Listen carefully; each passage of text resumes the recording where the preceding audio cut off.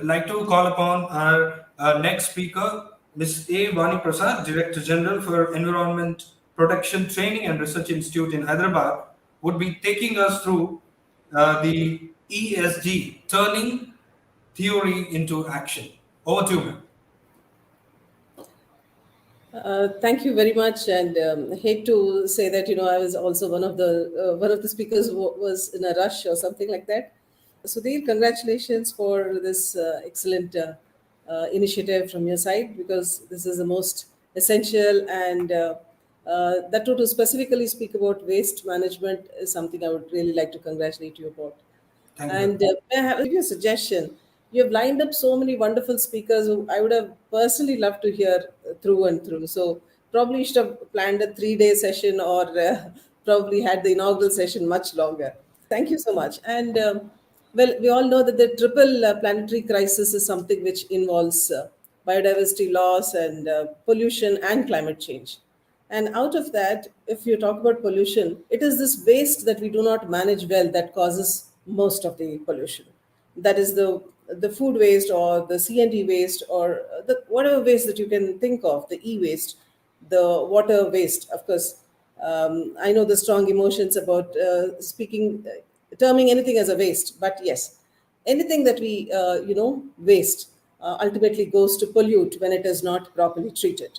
But again, I agree with Ms. Archana in the sense that if waste is properly utilized, it is not a waste at all. It is a wealth, or it is a resource which can actually be harnessed for better good and for saving the planet. Because we know that a lot of waste that gets generated is increasing, and in every sector, whether it is in food, construction, demolition waste, or e-waste, hazardous waste, biomedical, name it, and general food waste from home, or the municipal garbage. These are all increasing by the day, as our development somehow has come to mean that a guzzling of resources and then just turning them into waste is somehow come to be a byword for development and consumption. So, unless we can tackle waste, the problem of waste, or have proper waste management technology, we are going to end up with a lot of pollution. As we all know, it's only 1 out of 10 people who can claim to be breathing pure air. And food wastage, it's still, even to this day, a balanced and nutritious food or diet is not actually available for more than 30% of the people. A balanced diet across the world for 30% of people is still not available. That having been said, the topic that you have suggested is about ESG. Now, understanding that there is a cross section of viewers and listeners, let me just say about ESG being the three verticals, the trinity, the tripitaka, whatever you want to say, of governance, of corporate governance. E stands for environmental, S social, and then, of course, governance. Now, this is nothing but a performance indicator, or it is a framework by which we can decide whether a certain unit, a corporate agency is something which is working towards sustainability, whether it has any goals or parameters in which it wants to work. So this has really caught on the imagination of the world. And let me tell you, in 2004, this word was first kind of introduced by the UN in its report, which said, "Who cares wins." That is, unless you care for the consumer, you care for the planet, you're not going to win in the long run.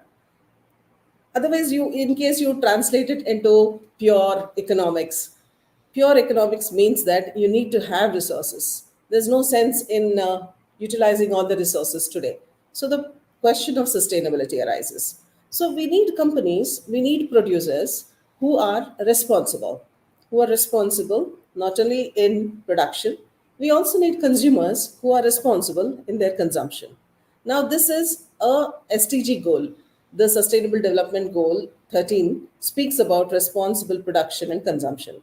So now we also need the producers or companies which stick to this goal. Well, if you break down this trinity of ESG, the environmental sector is what we will see.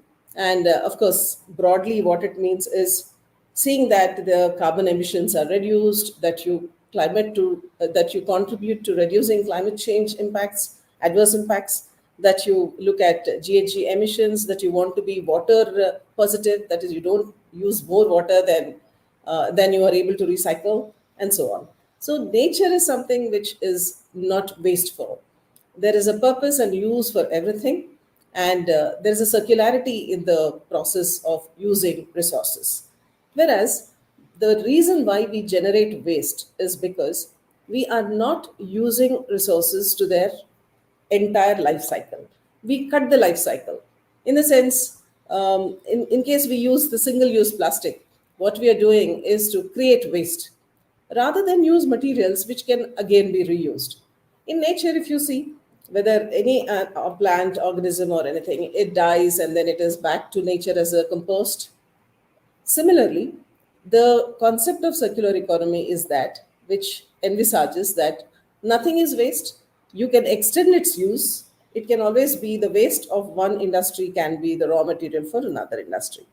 Now, having said that, the three pillars of ESG, which includes environment as one of the first goals, is something which a corporate or a production unit has to be kind of reviewed.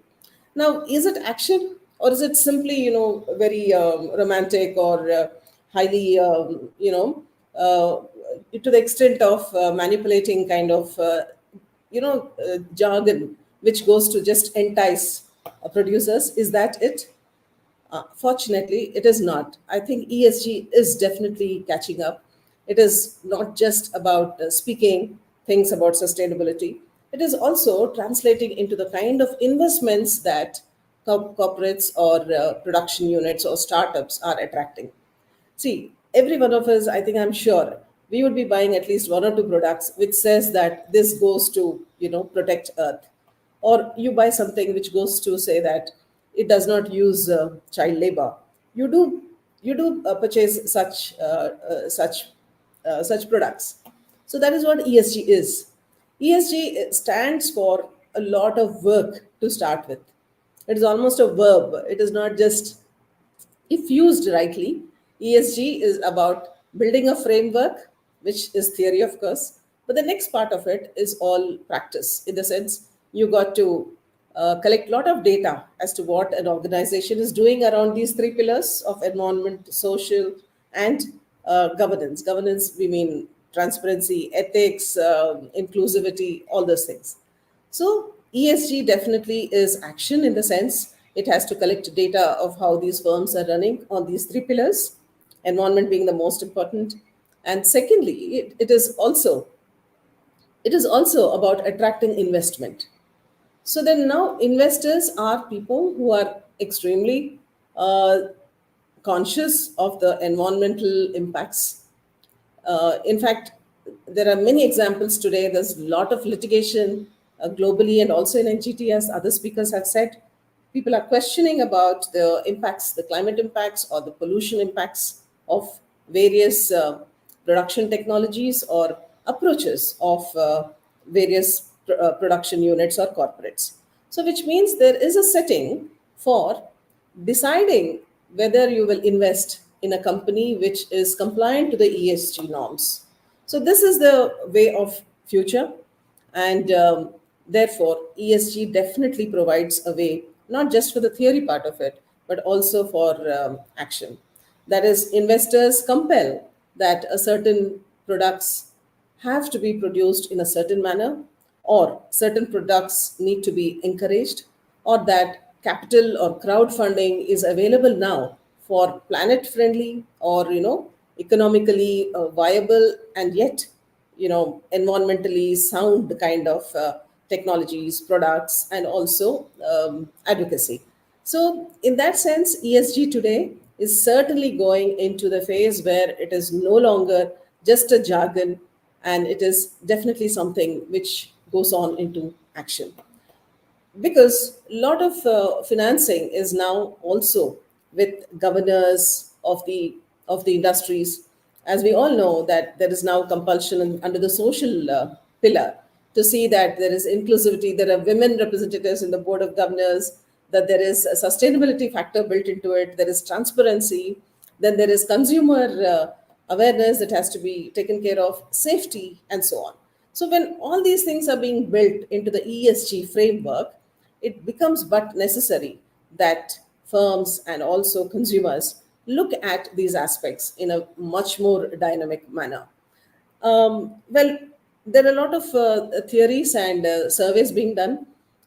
We know that the most popular one is the Morgan Stanley's, capital investment MSCI's grading that is given to corporates from AAA to Triple C. They give grading to 2,400 companies globally as to where they stand in terms of ESG contribution or ESG compliance. So, that being the case, more and more investors are watching out for companies which are compliant to waste management as well.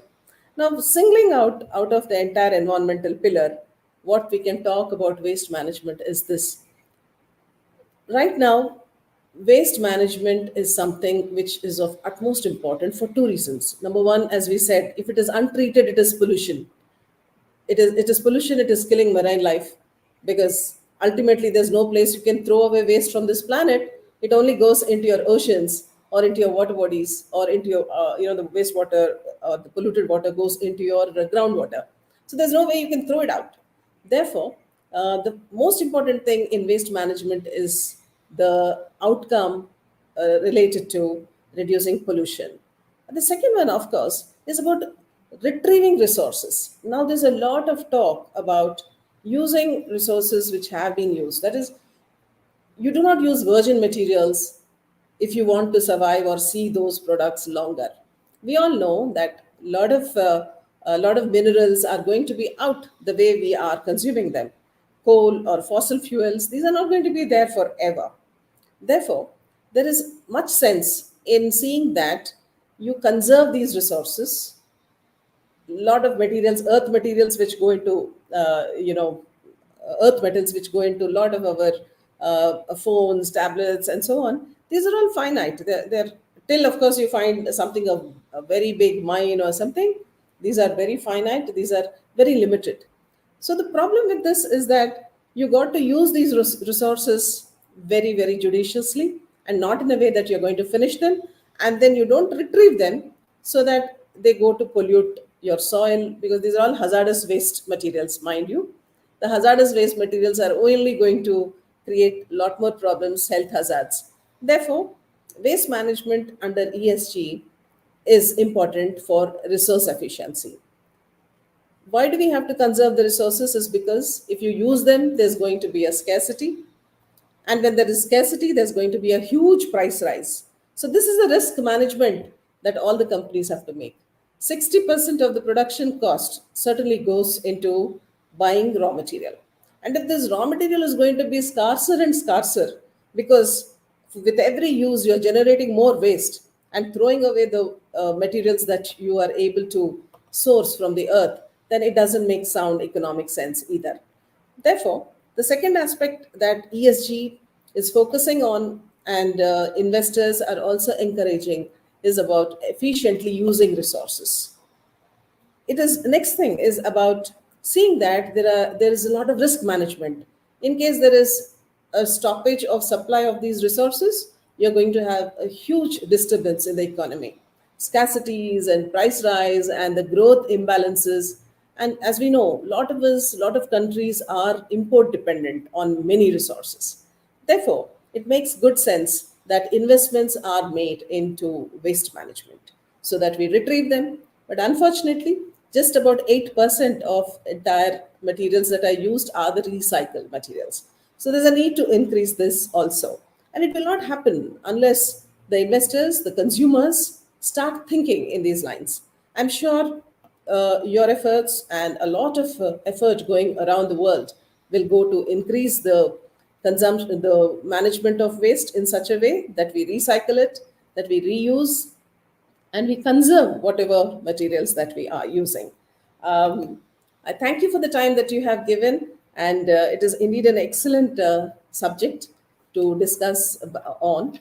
And I congratulate you, wish you a good success, and may you contribute to environment in much bigger way through many more such conferences. Thank you so much.